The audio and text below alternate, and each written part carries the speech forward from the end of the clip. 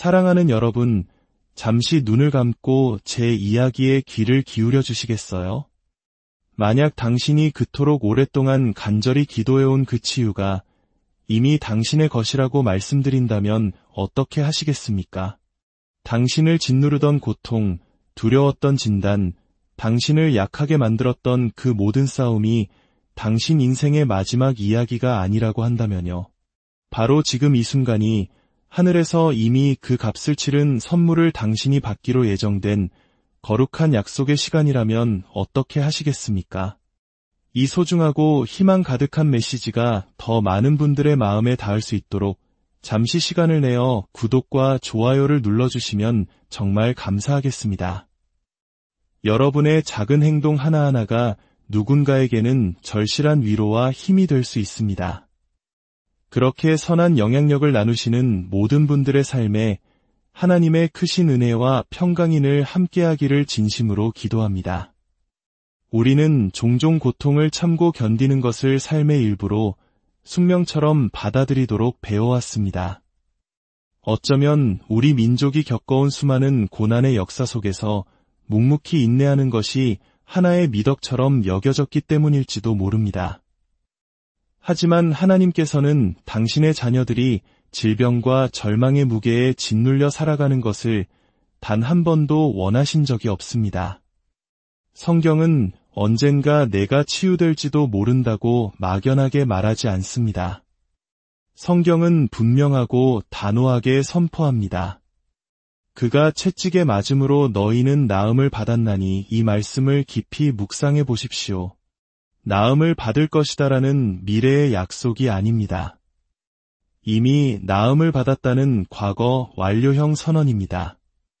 이는 치유가 언젠가 이루어질 막연한 약속이 아니라 바로 지금 여기서 누릴 수 있는 당신의 현실이라는 뜻입니다. 하나님의 능력은 저 멀리 미래의 어느 날에 있는 것이 아닙니다. 지체되지도 않았습니다.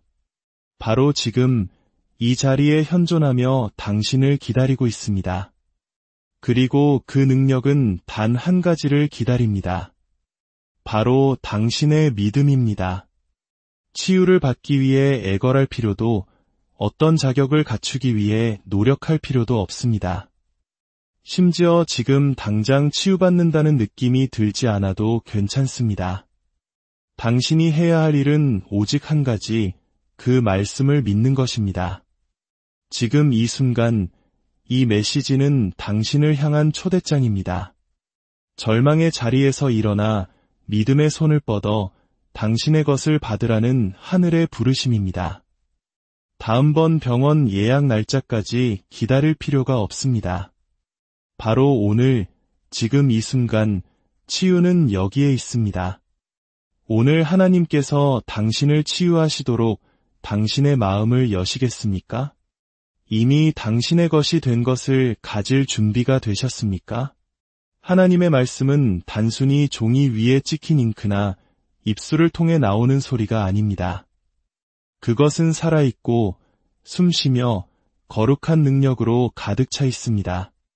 하나님의 말씀이 선포될 때 그 안에는 치유의 능력이 함께 담겨 있습니다.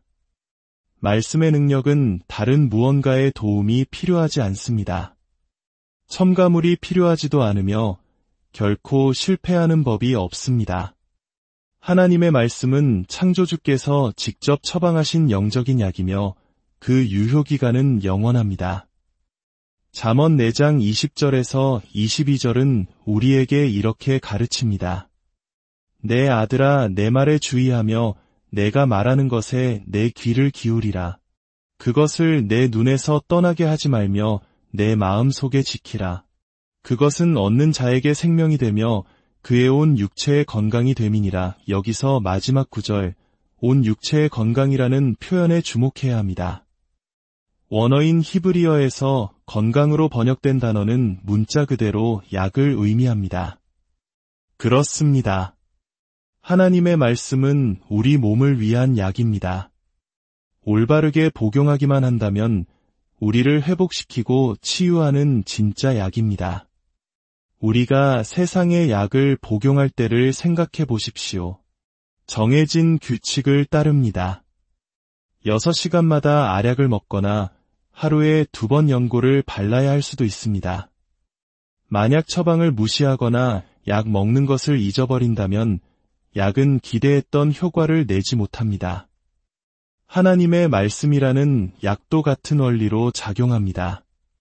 매일 규칙적으로 그리고 하나님의 지시에 따라 복용해야 합니다. 이는 말씀을 읽고 입으로 선포하며 깊이 묵상하고 항상 마음과 생각의 중심에 두는 것을 의미합니다. 일주일에 한 번 교회에서 말씀을 듣는 것만으로는 충분하지 않습니다. 우리는 말씀에 푹 잠겨야 합니다. 말씀을 완전히 소화해야 합니다. 마치 그것이 유일한 생명줄인 것처럼 다루어야 합니다. 왜냐하면 영적으로 볼 때 말씀은 정확히 우리의 생명줄이기 때문입니다. 말씀을 약으로 대하기 시작하면 더 이상 수동적으로 바라보는 것을 멈추고 목적을 가지고 적극적으로 적용하게 됩니다. 하나님의 말씀은 우리의 귀와 눈을 통해 들어와 마음에 자리 잡습니다. 그리고 꾸준히 소리내어 말할 때 가장 큰 효과를 발휘합니다. 우리 몸이 음식으로 영양을 공급받듯 우리의 영은 말씀으로 양식을 얻습니다.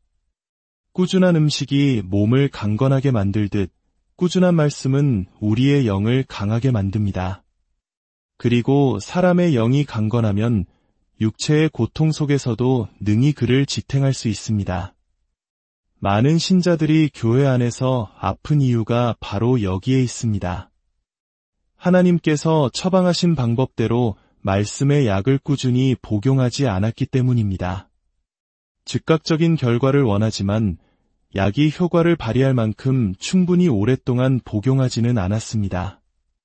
만약 당신이 밤낮으로 한 구절 한 구절 진리 위에 진리를 더하며 당신 자신을 말씀으로 채운다면 당신은 그 말씀이 당신의 몸 안에서 일하기 시작하는 것을 보게 될 것입니다. 힘이 돌아오는 것을 느끼고 고통이 그 힘을 잃어가는 것을 경험할 것입니다. 두려움이 있던 자리에 평안이 채워지는 것을 발견하게 될 것입니다. 이것이 바로 당신 안에서 약처럼 작용하는 말씀의 능력입니다. 그리고 세상의 약과는 달리 하나님의 말씀에는 어떠한 부작용도 없습니다. 어지러움이나 메스꺼움, 간 손상에 대한 경고 문구도 없습니다. 과다 복용의 위험도 없습니다. 오히려 더 많이 복용할수록 당신은 더욱 강해집니다. 비용도 들지 않습니다. 하지만 여기에는 당신의 관심과 헌신, 그리고 믿음이라는 대가가 필요합니다. 아무런 느낌이 없을 때조차도 말씀이 일하고 있음을 믿어야 합니다. 바로 이 지점에서 많은 이들이 포기합니다. 이틀 정도 말씀을 붙잡아 보지만 증상의 변화가 없으면 효과가 없었다고 단정해버립니다. 하지만 세상의 약도 항상 즉각적으로 효과가 나타나는 것은 아닙니다. 어떤 약들은 우리 몸 안에서 일정 수준까지 축적되어야 비로소 효과를 보이기 시작합니다. 하나님의 말씀도 다르지 않습니다. 말씀은 영적인 실체로서 물리적인 세계에 나타나기 전에 먼저 보이지 않는 영역의 것들을 재배열하기 시작합니다. 그러니 꾸준히 말씀을 붙잡아야 합니다. 매일 당신에게 주어진 분량의 약을 계속 복용해야 합니다. 아침에 눈을 뜨면 말씀을 선포하고 잠자리에 들기 전에 다시 한번 선언하십시오. 당신의 몸에 있는 모든 세포가 아니라고 소리치는 것 같을 때에도 당신의 영에 계속해서 말씀의 양식을 공급하십시오. 말씀은 언제나 일하고 있습니다. 언제나 회복시키고 있으며 언제나 치유하고 있습니다. 치유는 우리가 하나님께 간절히 매달리거나 그분의 기분이 좋으시면 혹시 주실지도 모른다고 바라는 무언가가 아닙니다. 치유는 예수 그리스도의 대속적인 희생을 통해 단번에 그리고 영원히 성취되었습니다. 십자가는 단순히 죄의 용서만을 위한 것이 아니었습니다.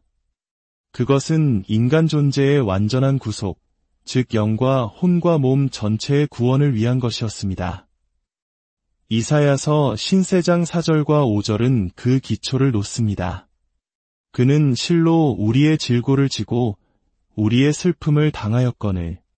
그가 찔림은 우리의 허물 때문이요 그가 상함은 우리의 죄악 때문이라. 그가 징계를 받음으로 우리는 평화를 누리고 그가 채찍에 맞음으로 우리는 나음을 받았도다. 이것은 아름다운 시가 아닙니다. 이것은 예언이며 이 예언은 예수님께서 채찍에 맞으시고 십자가를 지시며 친히 희생 제물이 되셨을 때 그분의 몸 안에서 온전히 성취되었습니다.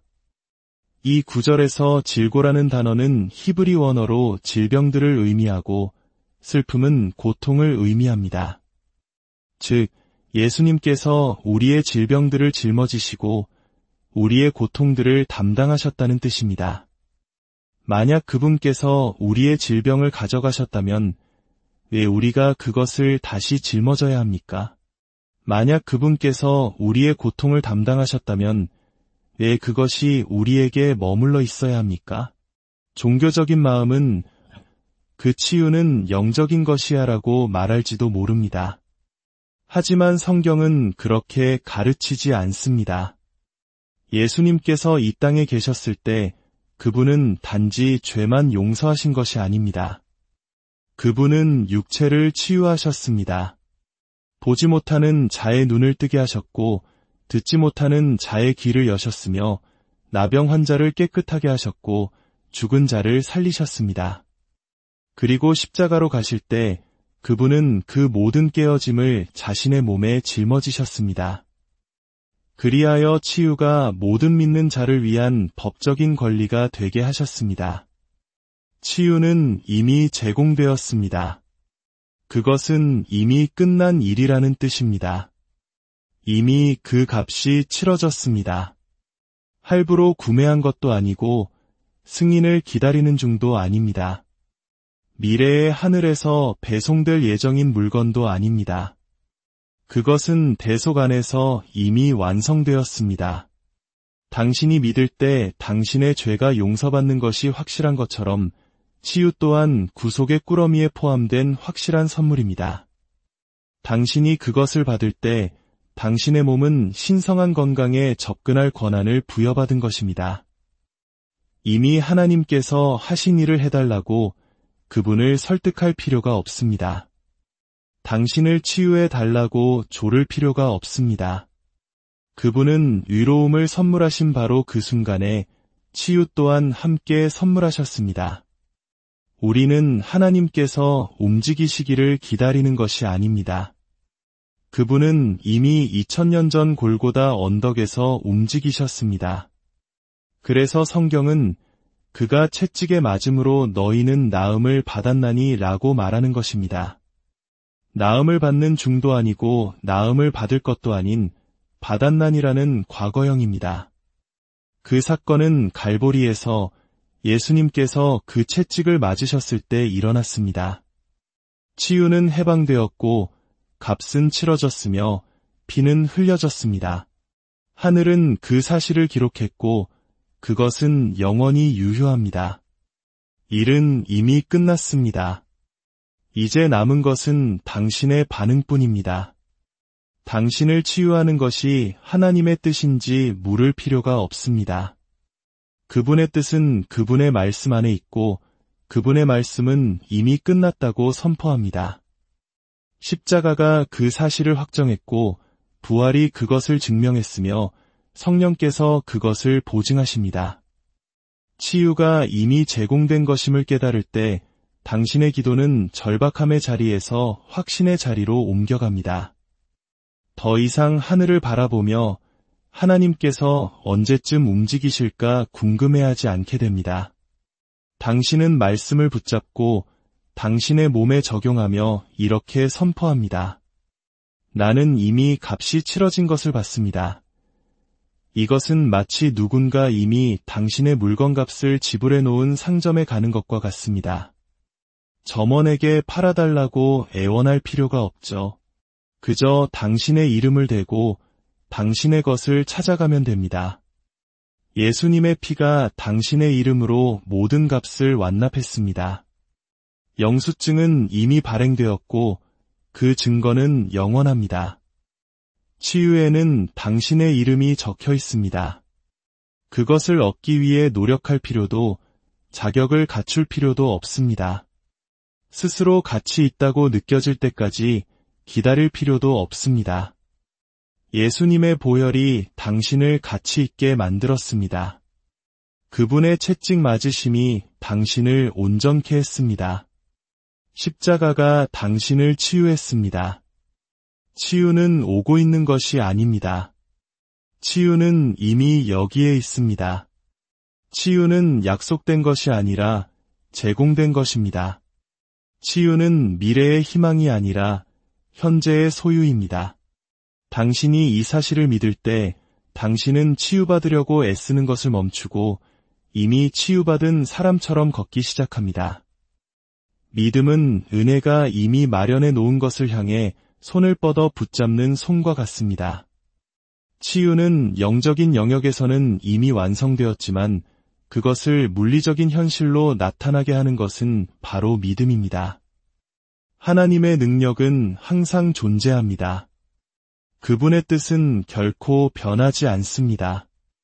그리고 예수님을 통해 흘렀던 치유의 능력은 오늘날에도 여전히 흐르고 있습니다. 하지만 이 모든 것이 저절로 작동하지는 않습니다. 믿음은 그 전류를 흐르게 하는 스위치와 같습니다. 집안의 전기가 스위치를 켜기 전까지는 전구의 불을 밝히지 못하는 것처럼 치유도 믿음이 활성화되기 전까지는 나타나지 않습니다. 그리고 그 믿음은 감정에 기초하지 않습니다.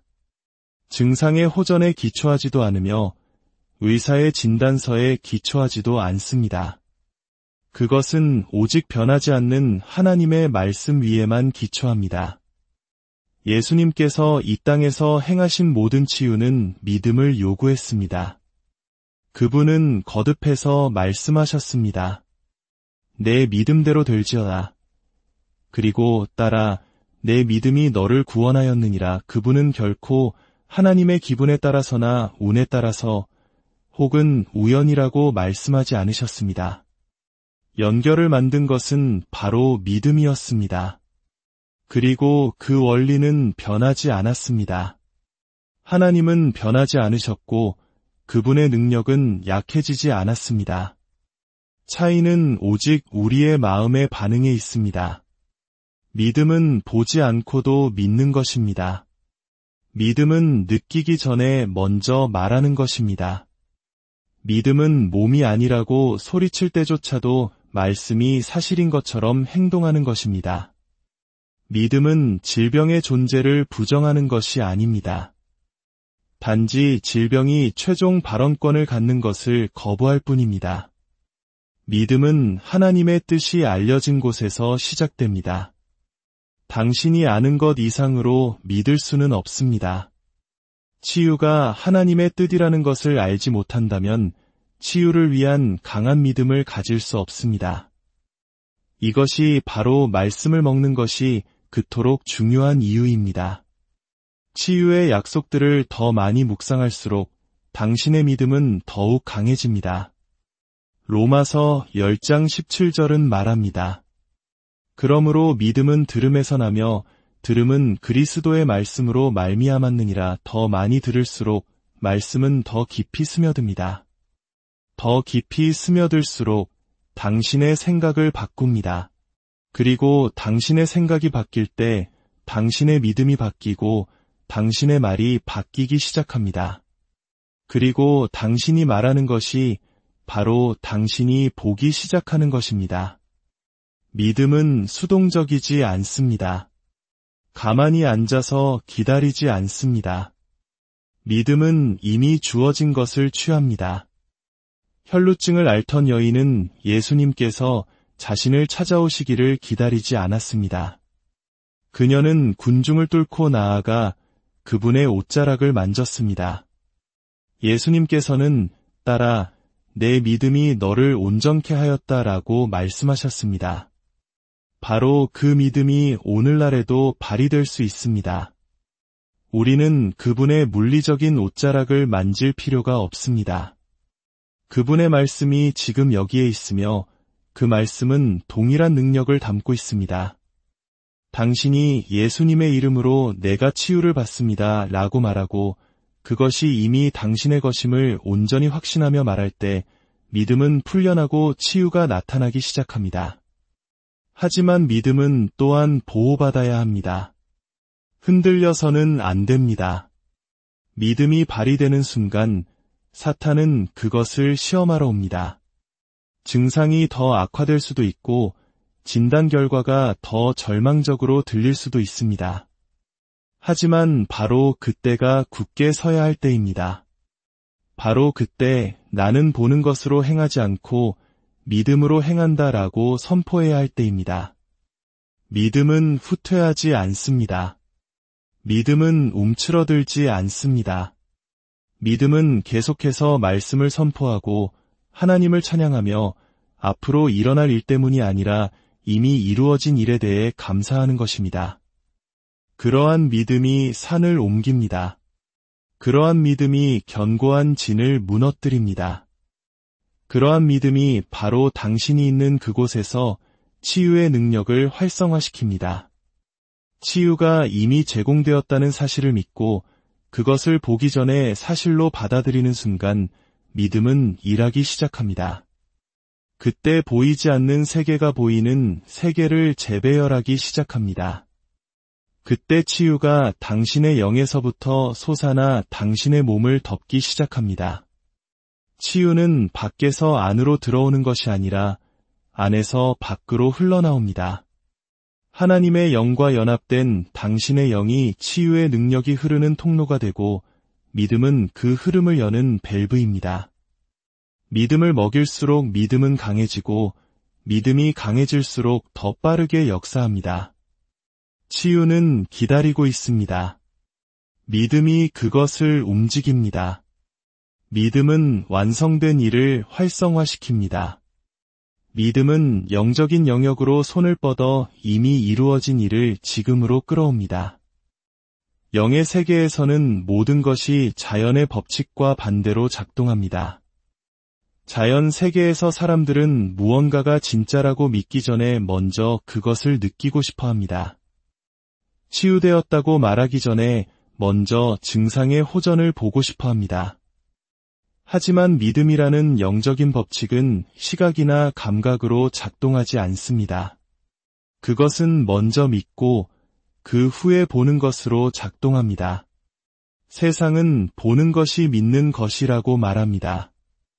하지만 하나님의 나라는 믿는 것이 보는 것이라고 말합니다. 신성한 치유 가운데 걷기 위해서는 당신의 몸에서 그것을 느끼기 전에 먼저 당신의 마음으로 그것을 받아야 합니다. 바로 이 지점에서 많은 사람들이 치유를 놓칩니다. 그들은 기도한 후에 치유된 느낌이 들 때까지 기다립니다. 하지만 하나님의 말씀은 우리가 무언가를 받았다고 믿기 위해 어떤 느낌이 들 때까지 기다리라고 말한 적이 없습니다. 말씀은 우리가 기도할 때 받은 줄로 믿으라고 가르칩니다. 마가복음 11장 24절에서 예수님은 말씀하셨습니다. 그러므로 내가 너희에게 말하노니 무엇이든지 기도하고 구하는 것은 받은 줄로 믿으라 그리하면 너희에게 그대로 되리라. 이 순서는 신성한 것입니다. 먼저 믿고 그 다음에 받습니다. 당신은 치유되었다고 믿기 위해 증상이 사라질 때까지 기다리지 않습니다. 당신은 기도하는 바로 그 순간에 그것을 믿습니다. 바로 그때 그것을 취합니다. 그것이 받는다는 의미입니다. 당신은 택배가 문 앞에 도착할 때까지 기다렸다가 이건 내 것이라고 말하지 않습니다. 주문을 하는 순간 그것을 당신의 것이라고 주장합니다. 당신이 하나님의 말씀을 믿을 때 당신은 하늘과 동의하는 것입니다. 그리고 당신이 하늘과 동의할 때 치유의 능력은 당신의 몸 안에서 일하기 시작합니다. 하지만 그 능력은 항상 즉각적으로 당신의 감각에 나타나지는 않습니다. 치유는 종종 물리적인 세계에 나타나기 전에 영적인 영역에서 먼저 시작됩니다. 그래서 성경은 우리에게 보는 것으로 행하지 말고 믿음으로 행하라고 말하는 것입니다. 당신의 영은 당신의 몸이 알지 못하는 것들을 압니다. 당신이 믿음으로 치유를 받을 때 당신의 영은 당신의 감각보다 먼저 그것을 붙잡습니다. 당신의 몸이 그 사실을 따라잡기까지 몇 시간, 며칠, 혹은 몇 주가 걸릴 수도 있습니다. 하지만 그것이 당신이 치유받지 않았다는 의미는 아닙니다. 당신이 믿고 마음으로 받는 순간 치유의 과정은 시작됩니다. 말씀은 씨앗과 같습니다. 일단 심기면 자라기 시작합니다. 당신은 씨앗이 잘 자라고 있는지 확인하기 위해 다음날 땅을 파헤치지 않습니다. 당신은 물을 주고 보호하며 그 과정을 신뢰합니다. 치유도 마찬가지입니다. 일단 치유를 받았다면 그것을 입으로 말하고 하나님께 감사하며 자연 세계에서는 아무것도 변한 것이 없는 것처럼 보일지라도 그것이 사실인 것처럼 행동하십시오. 감정이 당신의 증거가 아닙니다. 하나님의 말씀이 당신의 증거입니다. 당신에게는 소름이 돋거나 전기가 흐르는 듯한 느낌이나 극적인 순간이 필요하지 않습니다. 그런 일들이 일어날 수도 있지만 그것들이 증거는 아닙니다. 당신에게 필요한 유일한 증거는 말씀입니다. 만약 하나님께서 그가 채찍에 맞음으로 너희는 나음을 받았나니 라고 말씀하셨다면 그것이 진리입니다. 당신의 기분이 더 좋아지든 아니든 상관없이 말입니다. 핵심은 당신의 몸에 반응하는 것보다 말씀에 더 많이 반응하는 법을 배우는 것입니다. 당신은 당신의 영이 당신의 육신을 지배하도록 훈련합니다. 거울이나 고통이나 의사가 다른 말을 할 때조차도 당신은 말씀이 말하는 것을 말합니다. 믿음은 자연적인 이유가 없을 때 치유를 받습니다. 믿음은 증상이 여전히 존재할 때 나는 지금 그것을 가졌다고 말합니다. 믿음은 일어날지도 모르는 일을 바라서가 아니라 영적인 영역에서 이미 이루어졌음을 알기 때문에 하나님을 찬양합니다. 바로 그러한 믿음이 결과를 낳습니다. 당신이 치유를 기다리는 것에서 치유를 받는 것으로 그 경계선을 넘을 때 모든 것이 바뀝니다. 당신의 사고방식이 바뀌고 당신의 말이 바뀝니다. 당신은 구하는 것을 멈추고 감사하기 시작합니다. 당신은 찾아 헤매는 것을 멈추고 이미 소유한 자로서 걷기 시작합니다. 바로 그때 치유의 능력이 자유롭게 움직이기 시작합니다. 당신이 마음으로 그것을 받는 순간 당신은 믿음의 법칙을 작동시키는 것입니다. 그리고 믿음은 결코 실패하지 않습니다. 왜냐하면 그것은 하나님의 영원한 말씀이라는 흔들리지 않는 기초 위에 세워져 있기 때문입니다. 치유는 육체적인 경험이 되기 전에 먼저 영적인 현실입니다. 증상, 고통, 그리고 의학적인 보고서들은 자연적인 영역의 일부입니다. 하지만 하나님의 말씀은 더 높은 영역, 즉 영의 영역에서 옵니다. 당신이 치유를 측정하기 위해 증상에 의존할 때 당신은 진리보다는 감각에 당신의 신뢰를 두는 것입니다. 하지만 믿음은 감각과 독립적으로 작동합니다. 그것은 몸이 어떻게 느끼는지, 눈이 무엇을 보는지에 의해 움직이지 않습니다. 믿음은 오직 하나님께서 말씀하신 것에 의해서만 움직입니다. 그리고 말씀은 치유가 이미 당신의 것이라고 선포합니다. 그것이 바로 닫힙니다. 그것이 변하지 않는 기초입니다. 반복적으로 증상을 확인하려는 유혹은 치유의 흐름을 단절시키는 가장 큰 함정 중 하나입니다. 어떤 사람은 믿음으로 기도하고 치유를 선포하며 그 순간에는 강한 확신을 느낄 수 있습니다. 하지만 그때 통증이 다시 느껴지거나 증상이 돌아옵니다. 갑자기 그들의 초점은 다시 몸으로 돌아갑니다. 그들은 아마 내가 치유받지 못했나 봐, 혹은 효과가 없었나 보네라고 말합니다. 그 순간 그들은 자연적인 증거가 하나님의 말씀보다 더 크게 말하도록 허용한 것입니다. 하지만 말씀은 결코 치유가 증상이 얼마나 빨리 사라지는지로 증명될 것이라고 말하지 않았습니다. 말씀은 우리가 믿음으로 행하고 보는 것으로 행하지 않는다고 했습니다. 말씀은 약한 자도 이르기를 나는 강하다 할지어다 라고 했습니다.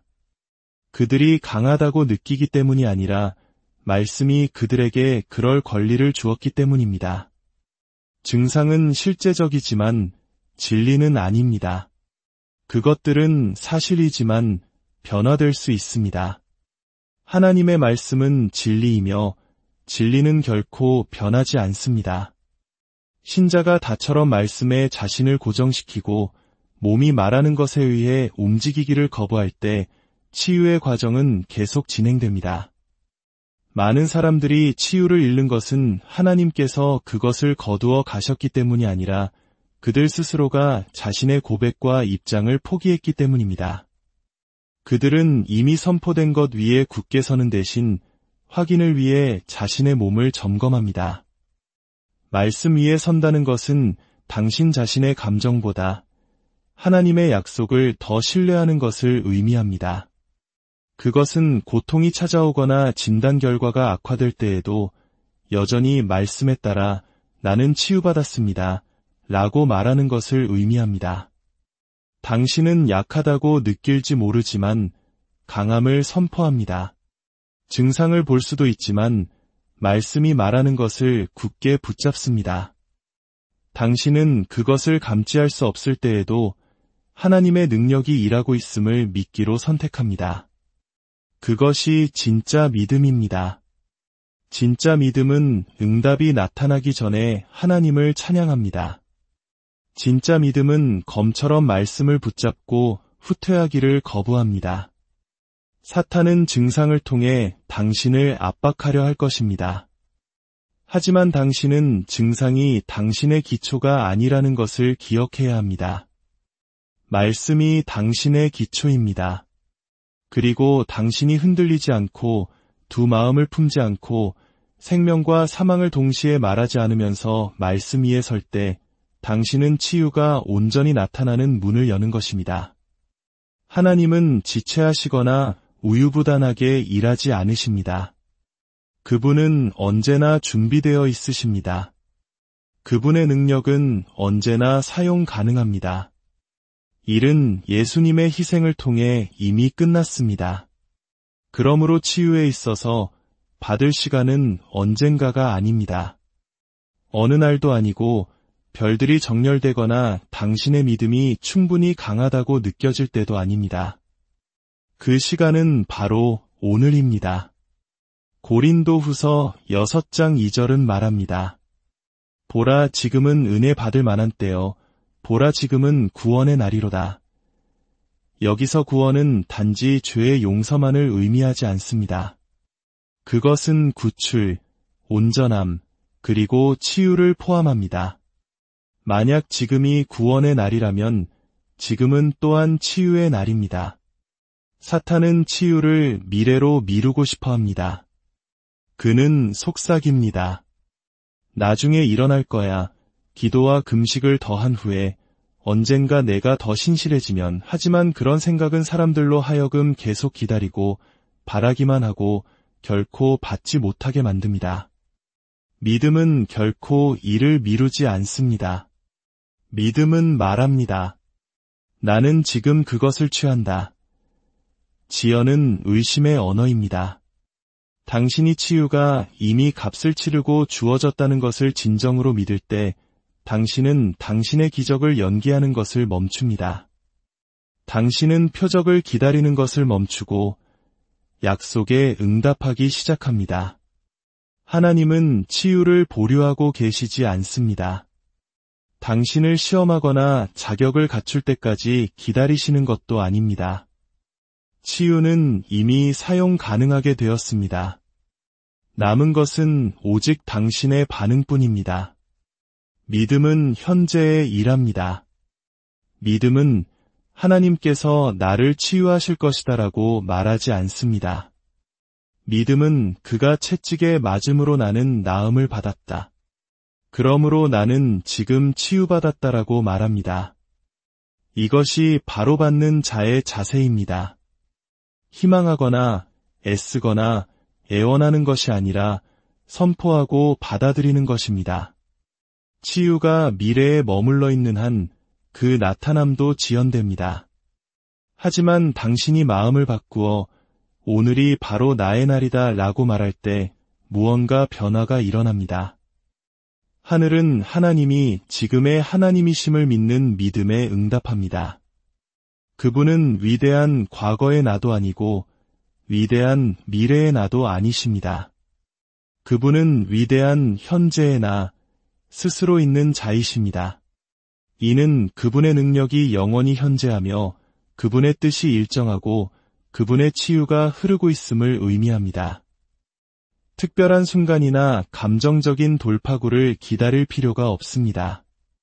말씀 자체가 그 순간입니다. 약속이 바로 초대장입니다.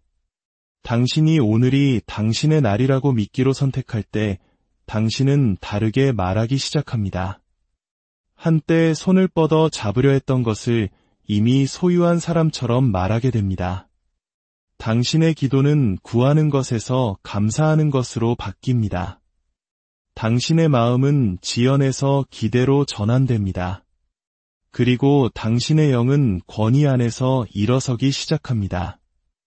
치유는 바로 그러한 분위기에 반응합니다. 예수님께서 중풍병자에게 일어나 내 자리를 들고 걸어가라고 말씀하셨던 것처럼 그분은 지금 당신에게 말씀하고 계십니다. 치유를 받으라 나중이 아니라 고지 아니라 바로 지금. 지금이라는 시간 안에는 능력이 있습니다. 당신의 믿음이 언제나 현재인 하나님의 시간과 일치할 때 당신은 나타남을 위해 자신을 올바르게 위치시키는 것입니다. 과거를 돌아보거나 미래를 내다볼 필요가 없습니다. 십자가가 이미 모든 것을 해결했습니다. 그리고 하늘은 말하고 있습니다. 오늘 너희가 그의 음성을 듣거든 너희 마음을 완고하게 하지 말라. 오늘이 바로 그날입니다. 지금이 바로 그때입니다. 치유는 여기에 있습니다. 사랑하는 여러분, 치유는 쫓아가야 할 대상이 아닙니다. 그것은 받아야 할 선물입니다. 하나님의 말씀은 살아있고 예수님의 희생을 통해 이미 제공된 치유의 능력으로 가득 차 있습니다. 당신은 특별한 순간을 기다리거나 고통이 사라진 후에야 믿을 필요가 없습니다. 그것은 이미 끝났습니다. 채찍은 이미 맞으셨고 값은 치러졌습니다. 이제는 당신이 믿음으로 응답할 차례입니다. 증상이 당신을 이끌도록 내버려두지 마십시오. 당신이 느끼는 것에 따라 흔들리지 마십시오. 당신의 마음을 치유가 당신에게 속했다는 진리 위에 단단히 고정시키십시오. 당신의 믿음이 일어나게 하십시오. 말씀을 붙잡고 하나님께서 이미 말씀하신 것을 선포하십시오. 오늘, 바로 지금이 당신이 온전해지는 순간입니다. 내일로 미루지 마십시오. 확인을 기다리지 마십시오. 말씀이 그렇게 말했다면 당신은 그것을 믿고 말하고 받을 수 있습니다. 당신은 치유를 위해 분투하는 것이 아니라 치유 안에 서 있는 것입니다. 그것은 당신의 것입니다. 그것은 끝났습니다. 그것은 흐르고 있습니다. 하나님께서 당신에게 요구하시는 모든 것은 당신이 그것을 믿고 그에 따라 행동하는 것입니다. 당신에게 속한 것에서 돌아서지 마십시오. 믿음으로 손을 뻗어 말하십시오. 나는 지금 그것을 취합니다. 나는 지금 그것을 받습니다. 나는 지금 치유받았습니다. 오늘 하나님께서 당신을 치유하시게 하십시오. 그리고 결코 뒤돌아보지 마십시오. 이 순간부터 앞으로 나아가시는 여러분의 모든 걸음 위에 여러분의 마음이 말씀에 깊이 뿌리내리고 믿음이 흔들리지 않기를 기도합니다. 좋은 일들이 당신 앞에 놓여 있습니다. 치유는 바로 지금도 일하고 있습니다. 강건하게 굳건한 믿음 위에 그리고 감사함 속에 머무르십시오. 이 메시지에 귀 기울여 주시고 마음을 열어주시고 진리 위에 서주셔서 감사합니다. 하나님께서 당신을 풍성하게 축복하시고 오늘이 당신의 완전한 회복이 시작되는 날이 되기를 바랍니다.